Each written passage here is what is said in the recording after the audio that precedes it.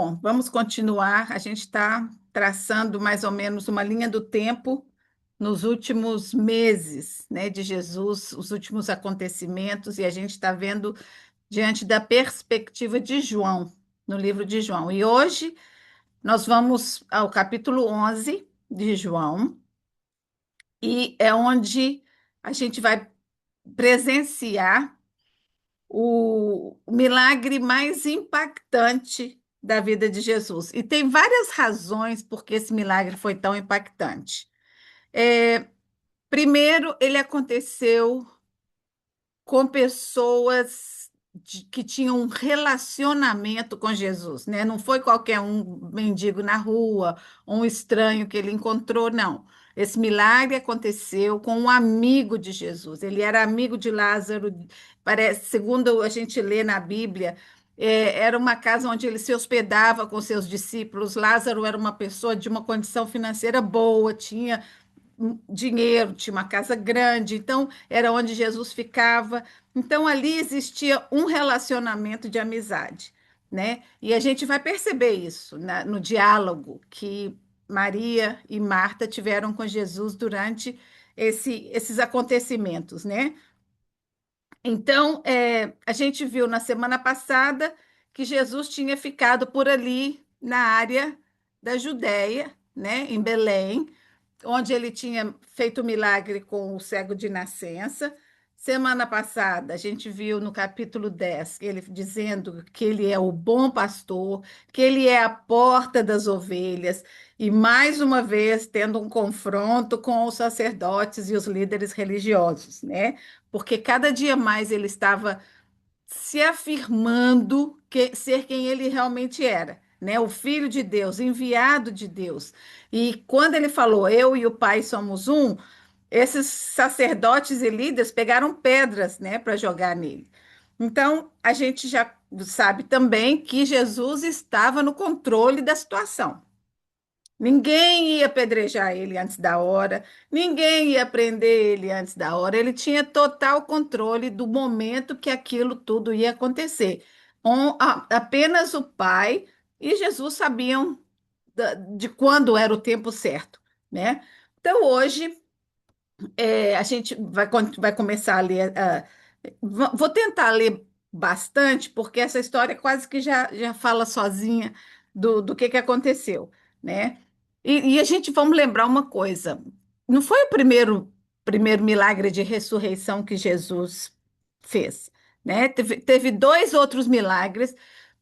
O primeiro foi a filha de Jairo, né? Lembra que eles veio pedir Jesus para ir lá na casa dele para curar a menina, e Jesus falou: "Vamos embora, eu vou assim". No meio do caminho, os empregados vieram falando: "Não, não precisa vir não, não amola Jesus não, porque já morreu a menina, já não tem mais jeito".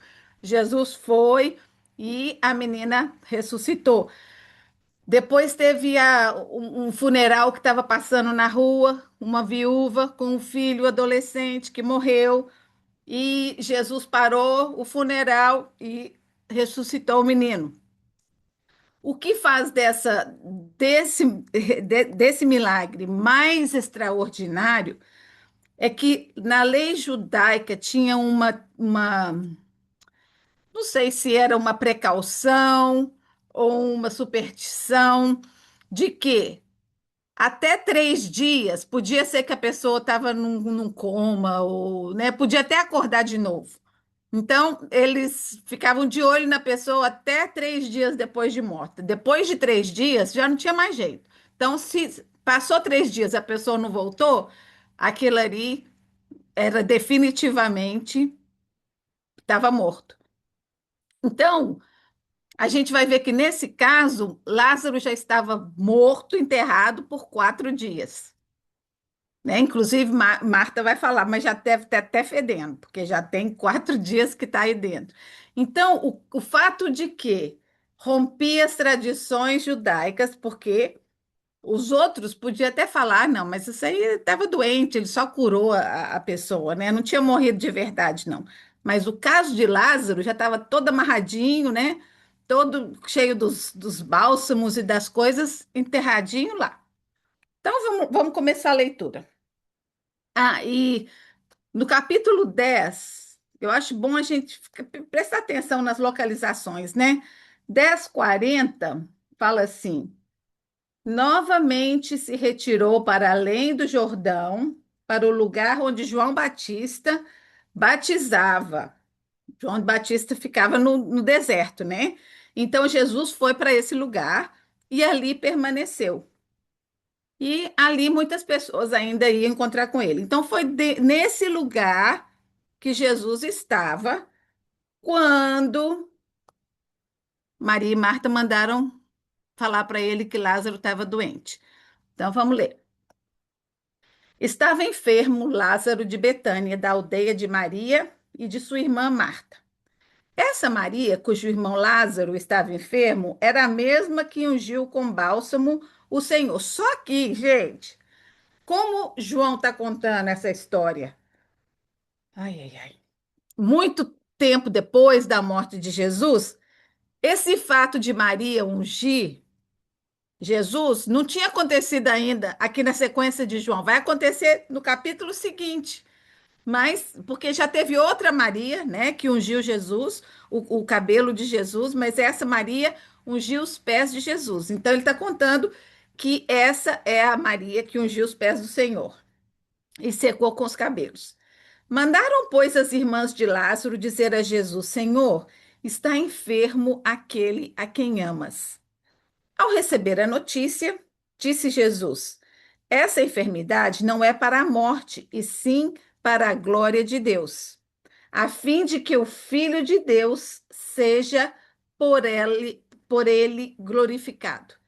Ora, amava Jesus a Marta e a sua irmã e a Lázaro. Quando, pois, soube que Lázaro estava doente, ainda se demorou 2 dias no lugar onde estava. Então vamos dar uma paradinha aqui, né? Se você recebe a notícia de que uma pessoa que você ama muito está doente, muito doente, e você é conhecido como uma pessoa que cura as enfermidades, né? Então eu imagino assim, Maria e Marta, quando mandaram avisar, a expectativa delas seria Jesus largar tudo e sair correndo, né? Para vir sarar o amigo dele, que ele amava tanto, né? Mas Jesus não fez isso. Por quê? Porque Jesus estava seguindo o que Deus ordenava. E o plano de Deus era muito maior do que ir lá curar o Lázaro de uma doença que ele estava. Então, assim, o plano de Deus para aquele momento, porque a gente vai ver aqui que faltava como semanas para a Páscoa, quando isso aconteceu. E essa Páscoa que estava chegando era a Páscoa onde Jesus ia ser crucificado. Então, esse milagre de Lázaro foi o ponto culminante para que desencadeasse a prisão de Jesus. Então, foi depois desse milagre que tudo, tanto Judas como os sacerdotes, todos começaram a se unir para tramar a prisão e a morte de Jesus. Então, eu fico pensando assim, como que Maria e Marta devem ter se sentido? Né? Porque aquele amigão delas, né? Nem tinha mandado uma notícia de volta falando, ó, não vai dar para ir agora não, mas assim que der eu vou, né? Simplesmente resolveu ficar mais tempo. Aí vamos ver por que que ele fez isso.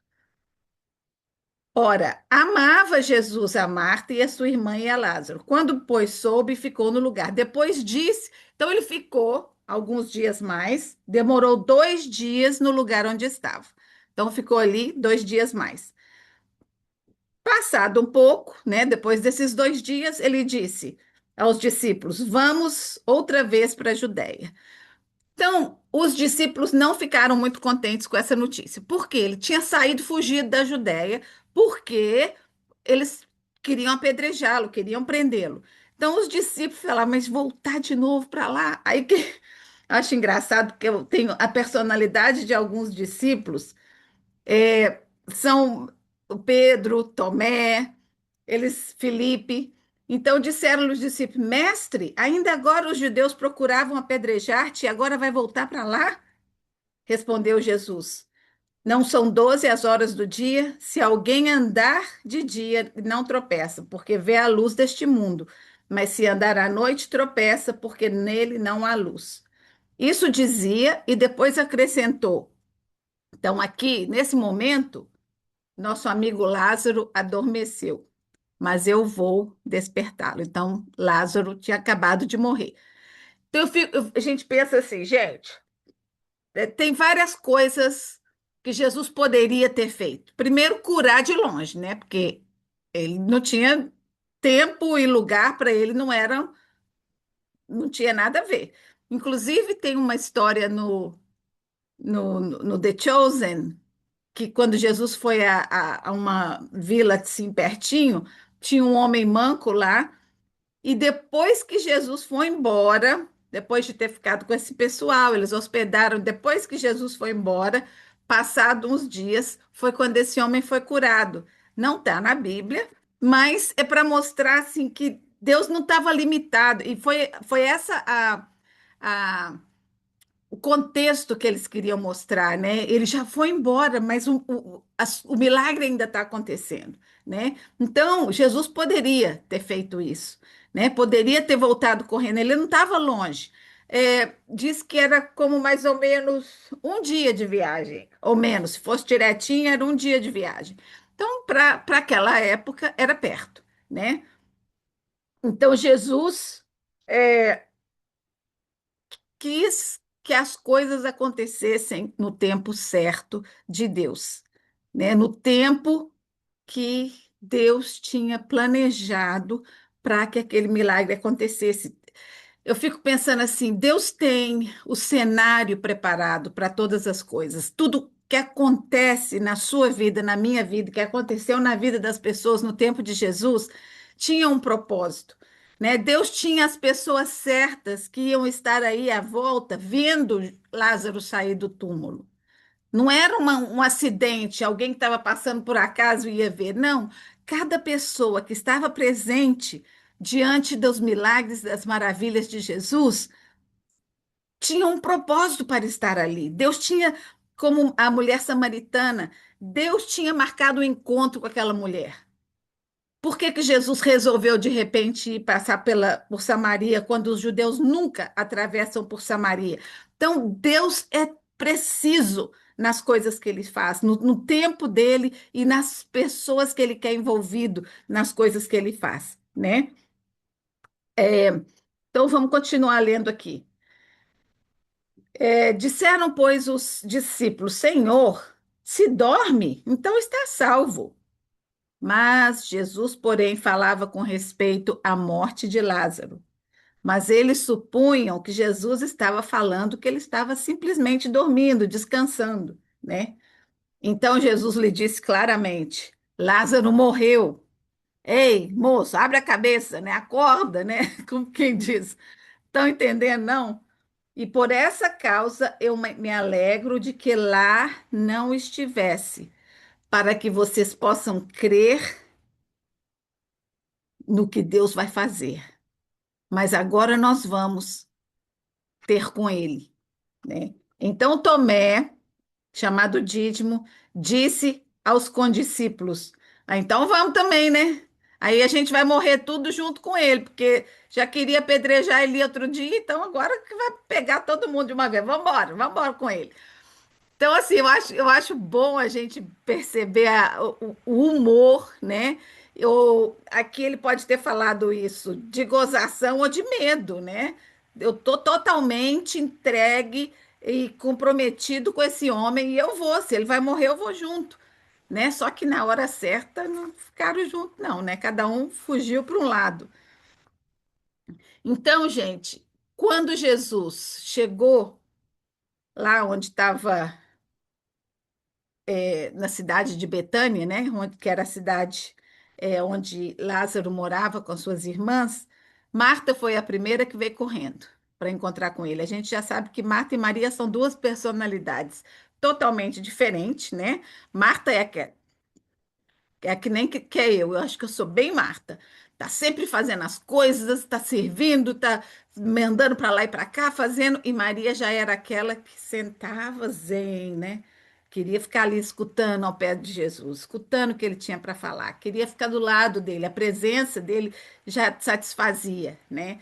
Então, Marta veio correndo para encontrar Jesus. Então, vamos ver.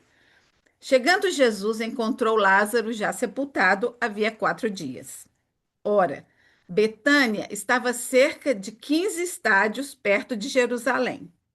Então, aqui já está dizendo mais ou menos, Jesus estava em Betânia, Jerusalém estava pertinho, porque Jerusalém é o próximo destino, né?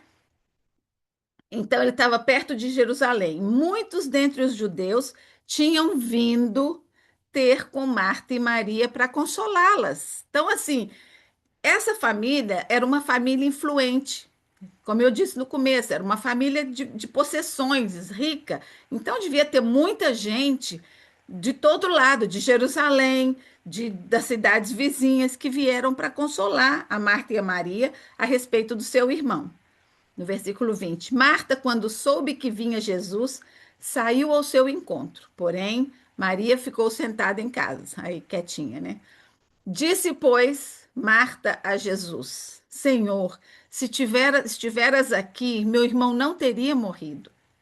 Mas também eu sei que, mesmo agora, tudo que o Senhor pedir a Deus, Deus te concederá. E Jesus disse: Teu irmão há de ressurgir. E Marta disse: Eu sei, replicou Marta, que ele há de ressurgir na ressurreição do último dia. Então, gente, olha só, percebe isso?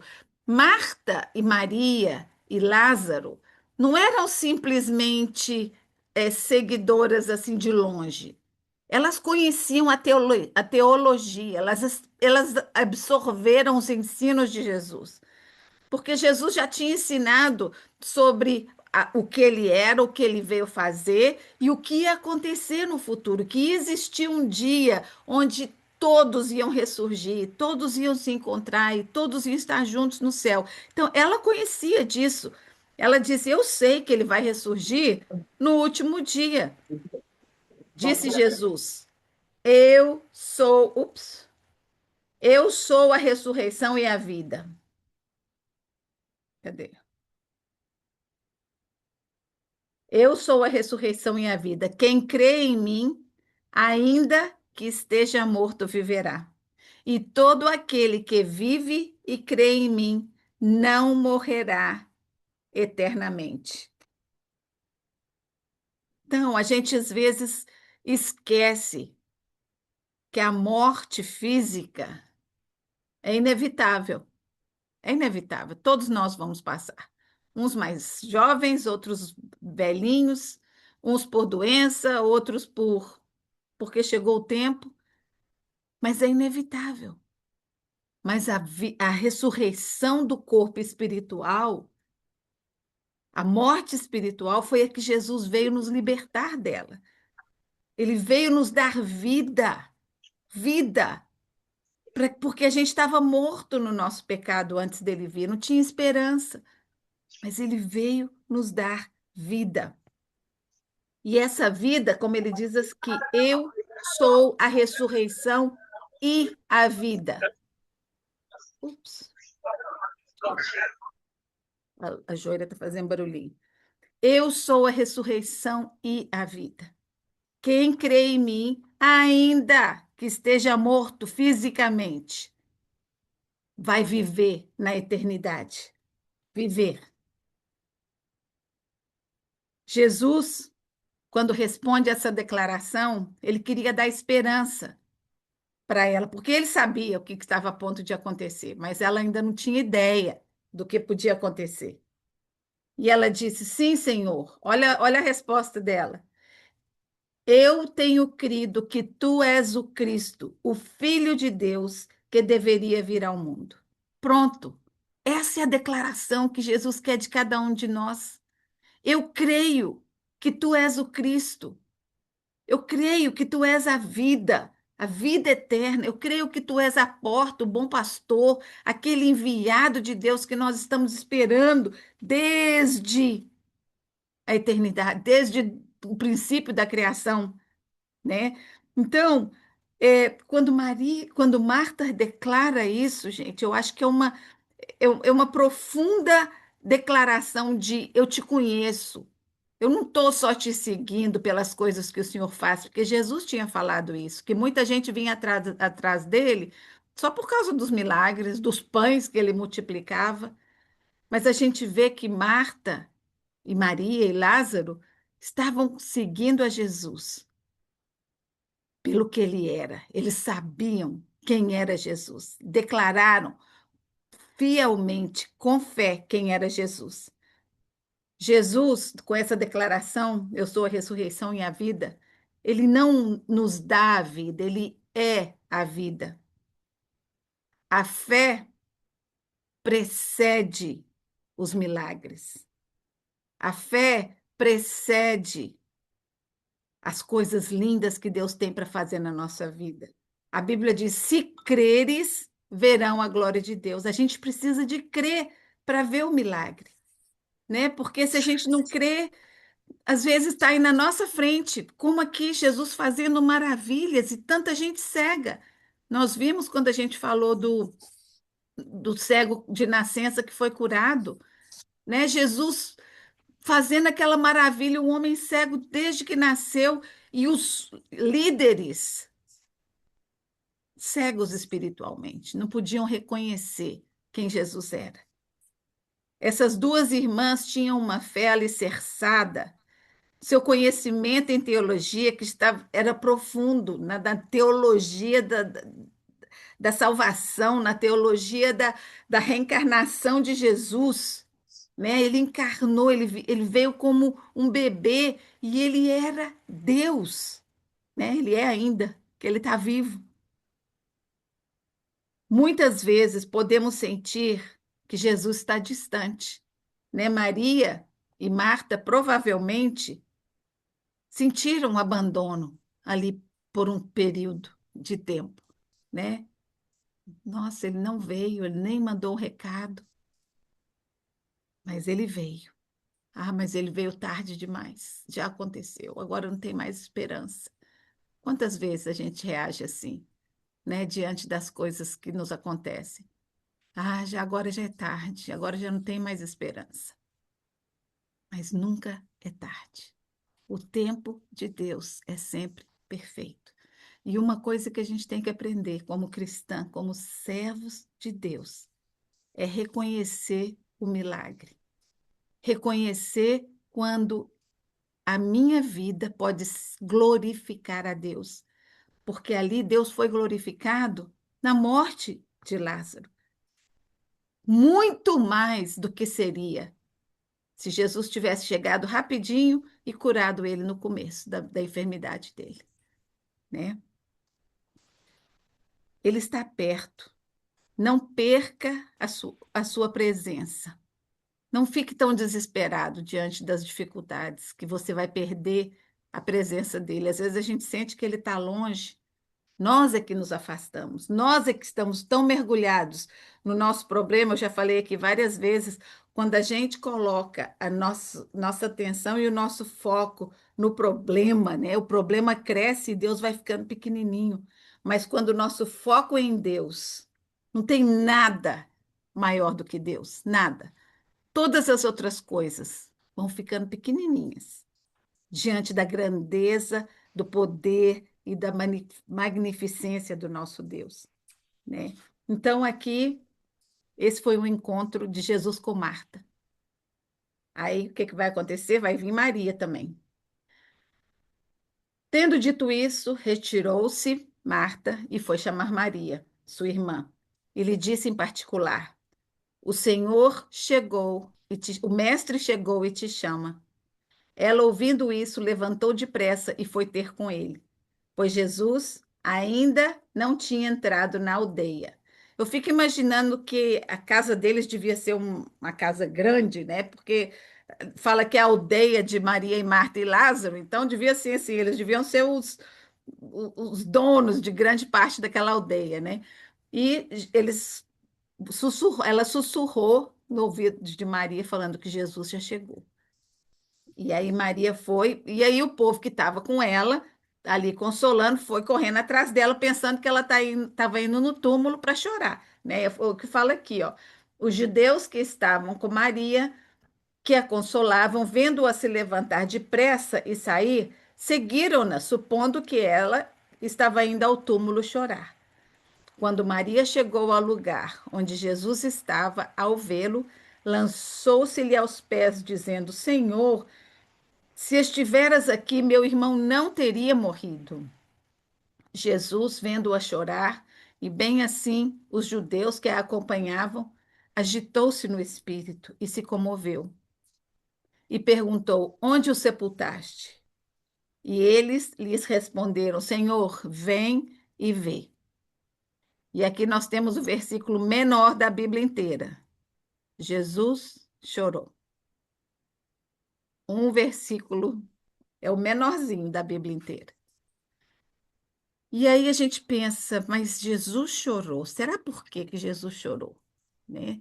Tem várias coisas. Sim, Jesus chorou porque o seu amigo tinha morrido, porque a Maria e Marta estavam tristes, e ele é um Deus, homem, que se compadece, que sente. Mas eu acho também que Jesus, quando olhou aquelas pessoas todas à volta, tantas pessoas que cegas e que não iam crer, ele sabia ali quais as pessoas não iam prestar atenção e não iam se dar conta, né, da maravilha. Jesus também podia estar pensando: a Páscoa está há algumas semanas, meu tempo está chegando. Né? Então, tinham muitas coisas ali, muitas emoções de Jesus naquele momento, mas ele chorou. Então disseram os judeus: Vede quanto os amava. Então, os judeus ficaram maravilhados, né? Nossa, olha, ele realmente admirava essa família, ele amava muito. Mas alguns, aí tem assim, sempre tem, né? Os que concordam, os que discordam. Mas alguns objetaram: Não podia ele, que abriu os olhos aos cegos, fazer com que esse não morresse? É, podia, né? Jesus, agitando-se novamente em si mesmo, encaminhou-se para o túmulo. Este era em uma gruta, cuja entrada tinha posto uma pedra grande. Então Jesus escutou aquele outro comentário, né? E ele deve ter dado aquela raivinha, né? Ele também tinha a parte de homem dele, né? Que tinha as emoções. Então aqui fala, agitando-se novamente, foi lá. Aí o que que Jesus disse? Jesus ordenou: tirai a pedra. Marta, aquela que está sempre, Jesus, mas já faz muito tempo, já cheira mal, já são 4 dias. E Jesus respondeu: Não te disse eu que se creres, verás a glória de Deus? Não te disse eu, se creres, verás a glória de Deus? Tiraram então a pedra, e Jesus, levantando os olhos para o céu, disse: Pai, graças te dou, porque me ouviste. Aliás, eu sei que sempre me ouves, mas eu falo assim por causa da multidão presente, para que eles creiam que tu me enviaste. Gente, quanta coisa mudaria se cada uma de nossas orações, em vez da gente chegar cheia de pedido, a gente chegar: Deus, obrigada, porque o Senhor me ouve. Mesmo antes de eu pedir, o Senhor já sabe o que está no meu coração. Mas eu tenho esse pedido. Mas eu sei que o Senhor está me ouvindo e eu estou disposta a aceitar a tua vontade. Muito obrigada. E aí você coloca diante de Deus a sua necessidade, o seu medo, a sua ansiedade, a sua enfermidade, mas experimenta já chegar com um agradecimento. Não espera até você ver a resposta para agradecer, porque às vezes a resposta vai ser não. E o não de Deus é porque ele é melhor para você. Ele sabe o que é melhor para a gente, né? Aí Jesus continua. E tendo dito isto, clamou em alta voz: Lázaro, vem para fora. Lázaro. Ele não podia ter dito só vem para fora, senão os defuntos tudo ia levantar. Ia ser um desespero naquele cemitério.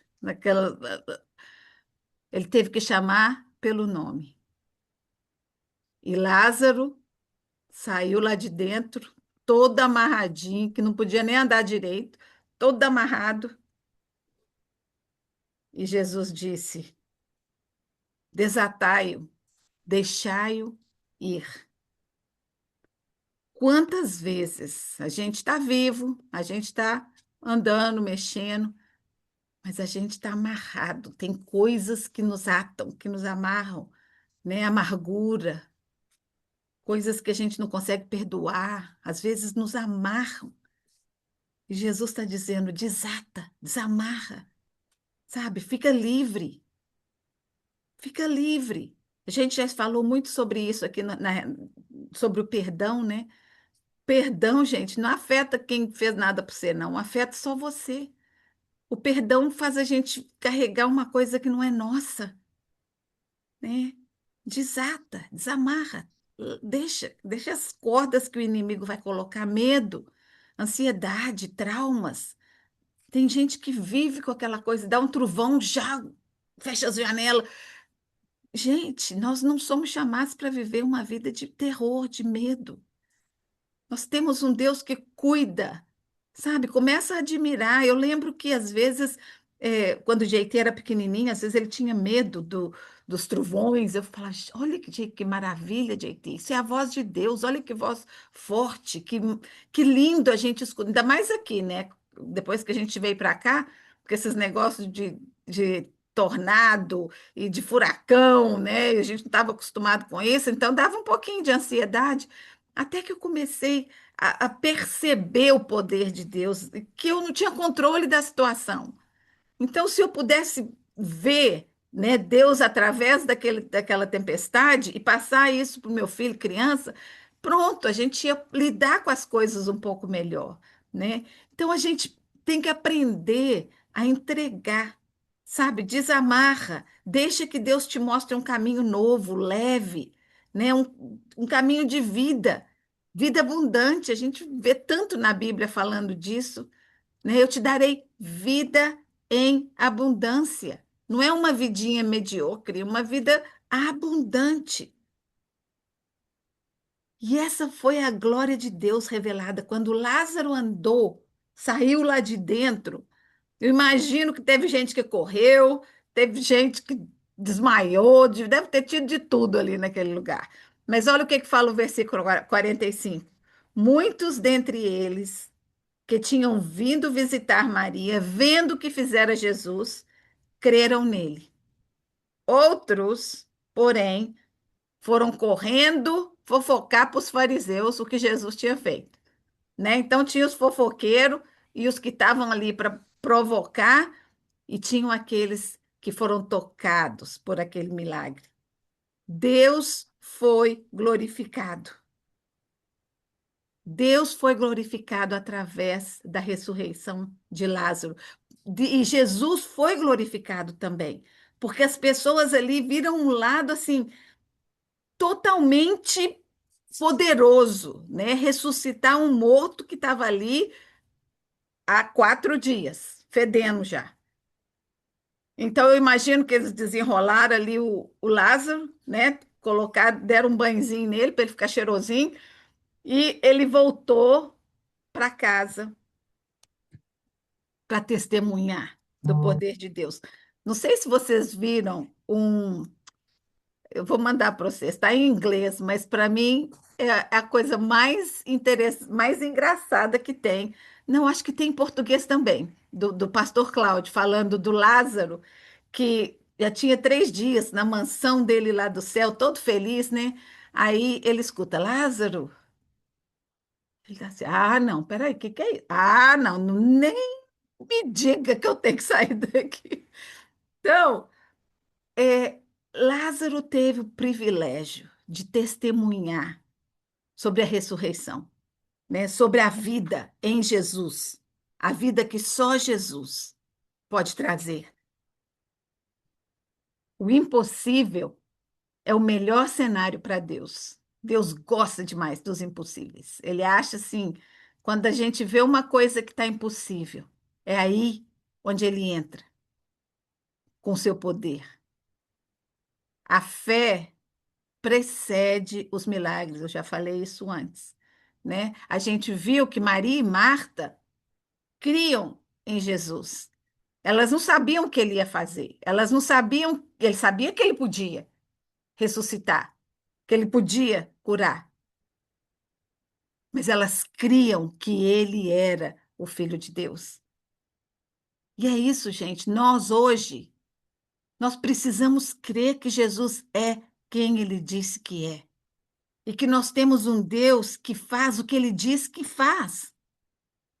Um Deus que não se limita em tempo, não se limita em presente, passado, futuro, em raça.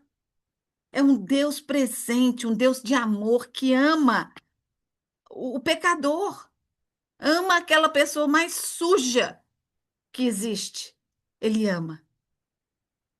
Então, a gente vai ver aqui, continuando nesse capítulo, eu não vou botar muito detalhe aqui, não, mas a partir desse momento, então, os principais sacerdotes e os fariseus convocaram o sinédrio e disseram: que estamos fazendo, uma vez que este homem opera tantos sinais?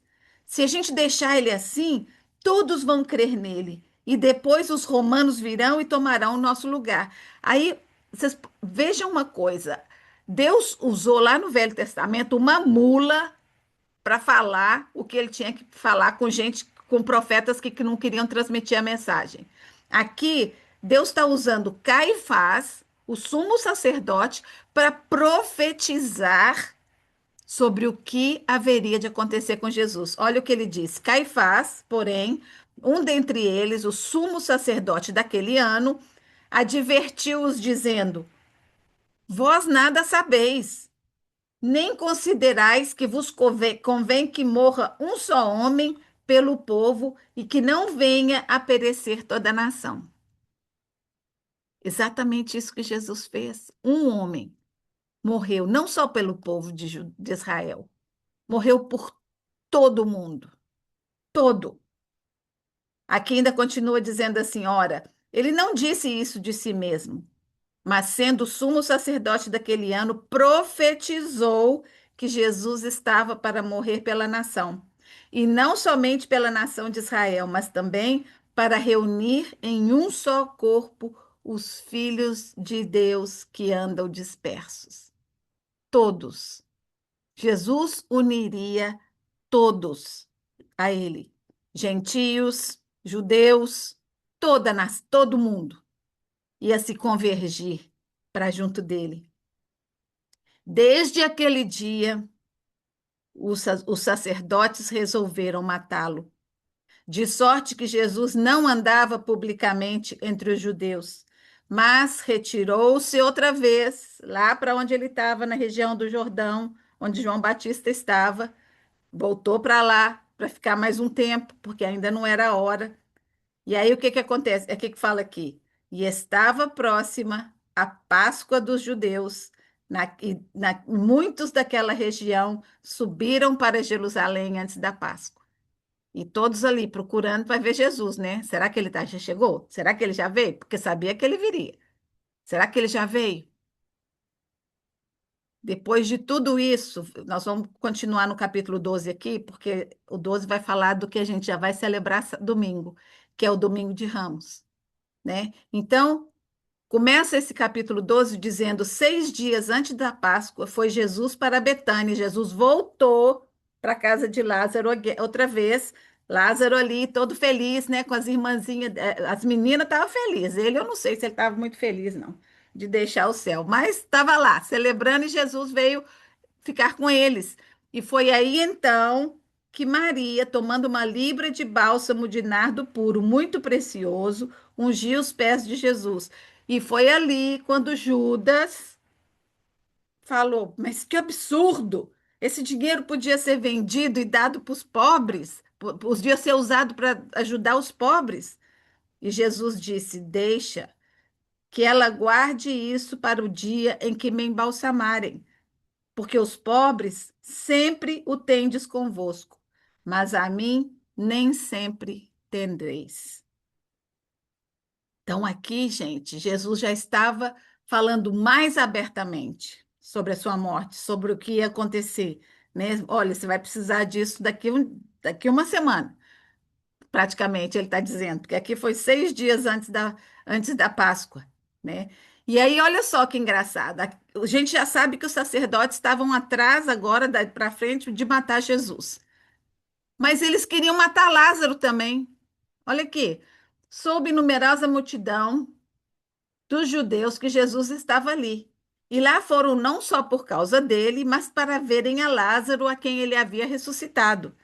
Mas os principais sacerdotes resolveram matar também a Lázaro, porque muitos judeus, por causa dele, vol- reso- voltavam crendo em Jesus. A gente não sabe o que aconteceu depois com Lázaro, né? Se eles mataram ele mesmo ou se ele morreu de morte morrida. Mas olha só, Lázaro nunca, a gente nunca ouviu falar de Lázaro em nenhuma outra parte da Bíblia, nenhum outro dos outros que escreveram os evangelhos falou de Lázaro. Somente João falou dele, falou dessa história, né? Como eu disse, essa história envolvia pessoas chegadas a Jesus, né? Então, teve um propósito na demora. O nome de Jesus foi glorificado. E o plano da redenção foi literalmente iniciado, né? O plano da morte de Jesus. Então, Jesus estava lá na casa de Marta e Lázaro.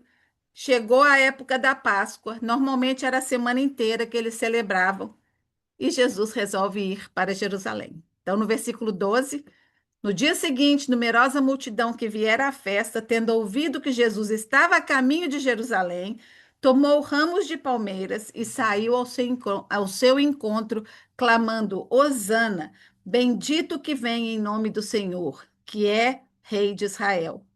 E Jesus, tendo conseguido um jumentinho, montou, segundo está escrito. Então, tudo era cumprindo a profecia.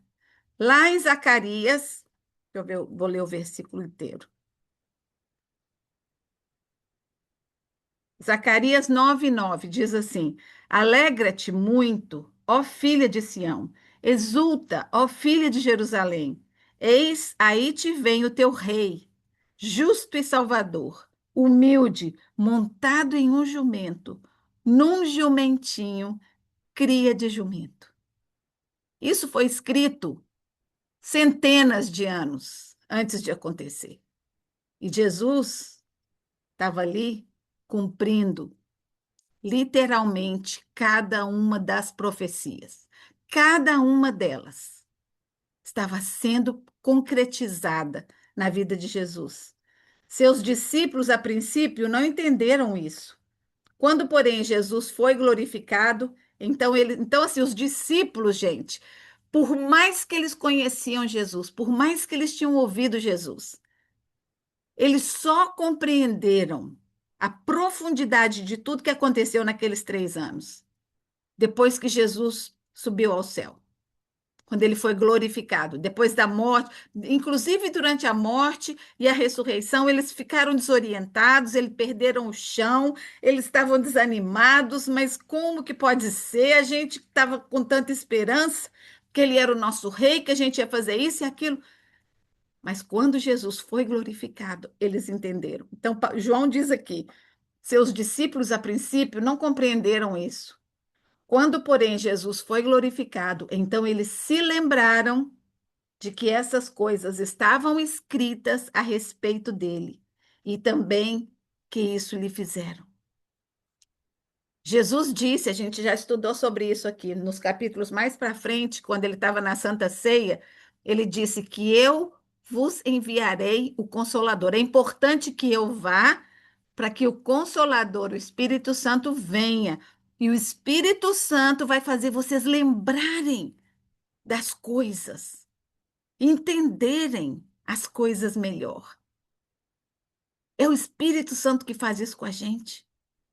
A gente estuda, a gente esquece, porque a gente, né? A gente é humano. Eu leio às vezes as coisas, leio, depois esqueço. Aí na hora que eu preciso, eu falei, gente, eu sei, onde que está isso? Como é que era? Aí as coisas começam a vir. Os versículos, as histórias bíblicas, as experiências que a gente tem com Deus. É o Espírito Santo que nos faz lembrar. Então, aqui os discípulos foram lembrando das coisas que tinham aprendido no tempo de Jesus. E foi isso que fez com que a mensagem deles fosse tão poderosa e tão impactante na vida do mundo inteiro, né? Nós estamos aqui hoje por quê? Porque os discípulos se espalharam para levar essa mensagem da salvação, né? Dava, pois, testemunho disso a multidão que estivera com ele, quando chamava Lázaro do túmulo e levantara dentre os mortos. Por causa disso também a multidão lhe saiu ao encontro, pois ouviu que ele fazia sinais. Então, essa multidão que estava ali gritando, não era uma multidão de coração sincero que reconhecia quem Jesus era.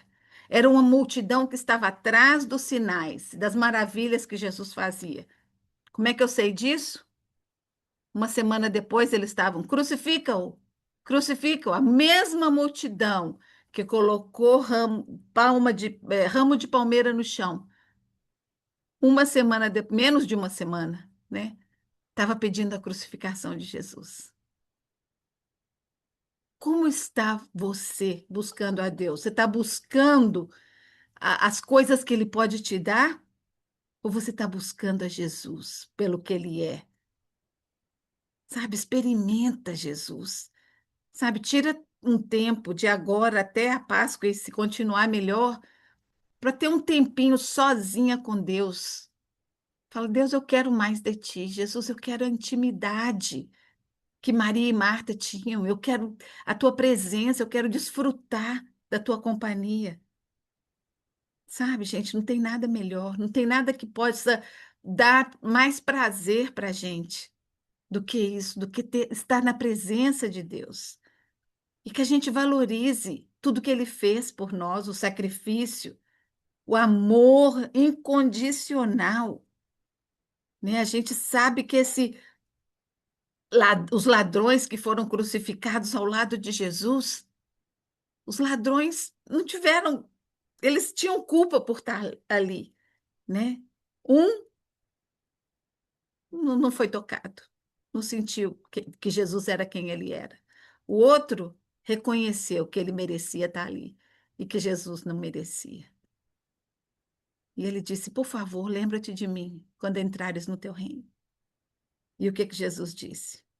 Hoje mesmo, você vai estar comigo no paraíso. Hoje mesmo. Jesus não falou, peraí, vou te curar, você vai descer daqui, então você vai lá, você batiza primeiro, aí depois você faz primeira comunhão, e depois você faz isso. Não, hoje não existe regras para a gente estar na presença de Deus. Ele quer a nossa sinceridade, o nosso coração que crê, não dependendo do que o olho está vendo. Porque isso é que é fé, né? É aquilo que a gente crê sem ver, sem sentir, porque é nosso sentimento, isso que eu falava tanto com o JT em janeiro, quando ele estava para baixo, eu falei, meu filho, você tem que crer não pelo que você está sentindo, mas pelo que você sabe que é verdade. Porque os nossos sentimentos são enganosos. Os nossos sentimentos nos desviam para lugar de insegurança, de medo, de falta de fé, muitas vezes, né? A gente vê na situação de Marta e Maria, elas podiam ter totalmente desacreditado em Jesus. Nosso amigo nos abandonou. Nosso amigo, na hora que a gente mais precisava dele, não veio. Mas não, elas sabiam quem ele era. E eu acho que elas até estavam dispostas a aceitar a morte do irmão, sabendo que Jesus sabia o que estava fazendo. A fé que elas tinham nele era maior daquele sentimento que podia ter dominado o coração delas. João, quando escreveu essa carta de João, porque João escreveu essa carta e escreveu o livro de Apocalipse. E o propósito de João não era relatar os milagres, não era relatar as pessoas que estavam participando dos milagres. Em João, propósito dele, lá em João 20, 30 e 31. Na verdade, ele disse isso. Na verdade, fez Jesus diante dos discípulos muitos outros sinais que não estão escritos. Porém, eles foram registrados para que vocês creiam que Jesus é o Cristo, o Filho de Deus, e para que, crendo, tenhais vida em seu nome. Esse é o objetivo dessa carta de João, de todas as coisas que ele escreveu. O objetivo dele é que nós creiamos, sem sombra de dúvida, que Jesus é o Cristo, o Filho de Deus. E para que nós, com essa fé, com essa crença, possamos receber vida eterna através do nome dele. Que Deus abençoe e que a gente possa estar aí pensando bem, sabe, na Páscoa, nesse domingo de Ramos. Vamos lembrar de todas essas pessoas que estavam aí celebrando Jesus no domingo de Ramos. Quantas ainda são iguais? Quantas vão aí simplesmente para cumprir uma obrigação de ir na igreja? Na igreja a gente fala que tem os cristãos que são de Páscoa e de Natal. Então tem que botar um monte de cadeira extra, porque só vão na igreja esses dias. Sabe, como que é o meu relacionamento com Deus? Eu estou buscando só nas datas festivas? Busque um relacionamento com Ele dia a dia. Vai na casa do Senhor. Davi dizia: Alegrei-me quando me disseram, vamos à casa do Senhor. Eu falei para vocês, que eu falei para o JT, é importante, sabe? Ir na igreja, comungar com os irmãos, e louvar, cantar louvores a Deus, escutar a palavra de Deus. Gente, mas tem na internet um monte? Tem na internet um monte. Mas não é a mesma coisa. Eu perguntei ao JT e falei, então você não precisa ir nos seus concertos de música, nos seus rave, porque escuta, liga aí, você tem. Ah, não, mas não é a mesma coisa. Eu falei, então, é a mesma coisa com a vida espiritual. Sabe, a Bíblia diz que o ferro amola o ferro, né? E o fogo é mais aquecido quando tem muita brasinha junta, né? Se fica só uma sozinha lá, ela vai perdendo o aquecimento e vai apagando, vai apagando, vai apagando. Então, que a gente possa estar reunido com grupos cristãos, sabe? Onde a gente recebe essa comunhão, onde a gente recebe a palavra, o alimento espiritual, né? Que é muito importante. Então, que Deus abençoe e um lindo domingo de Ramos para vocês.